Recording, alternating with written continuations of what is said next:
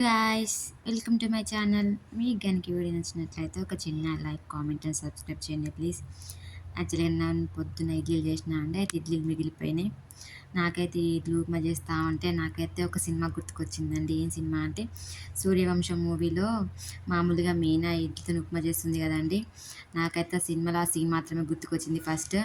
అయితే మామూలుగా వాళ్ళ ఆయన చూడతారు కదా! "ఏ ఇడ్లీలే ఉన్నాయి కదా! ఏం చేస్తావు? ఇప్పుడు ఉప్మా చేస్తా అన్నావు కదా!" అని తెలివి ఉపయోగించి ఉప్మా చేస్తా ఇడ్లీతోని అంటది కదా! నాకు కూడా అలాగే అనిపించింది. మనం కూడా తెలివి ఉపయోగించాలిలే అని నేను ఫస్ట్ టైం ఇడ్లీలు మిగిలిపోయినాయి. ఇంకా సర్లే ఏం చేద్దామని అనుకున్నా. ఫస్ట్ పడేద్దాం అనుకున్నా.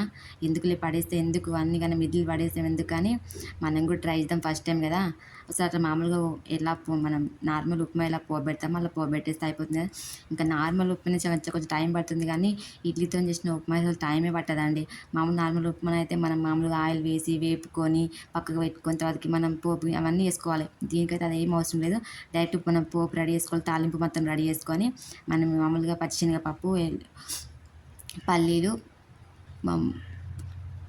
మినపప్పు, మామూలుగా ఆవాలు, జీలకర్ర, మనకి ఎల్లిగడ్డ, ఉల్లిగడ్డ, కరివేపాకు, పచ్చిమిర్చి ఇవన్నీ వేసేసుకొని మనం మామూలుగా తాలింపులాగా వేసేసుకొని మనం డైరెక్ట్ అందులో మనం ఏ ఇడ్లీ రెడీ చేసుకున్నామో దానిలో వేసుకుంటే మనకు కావాల్సిన ఇడ్లీ ఉప్మా రెడీ అయిపోతుందండి.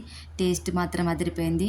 సినిమాలో ఎలా ఉందో కానీ నాకైతే టేస్ట్ మాత్రం సూపర్ వచ్చిందండి. అసలు చాలా చాలా బాగా నచ్చింది. అసలు పడేద్దాం అనుకున్న ఉప్మా ఎంత టేస్టీగా వచ్చిందో అనుకున్నాను. నచ్చితే ఒక చిన్న లైక్ చేసి వెళ్ళిపోండి. Thank you for watching.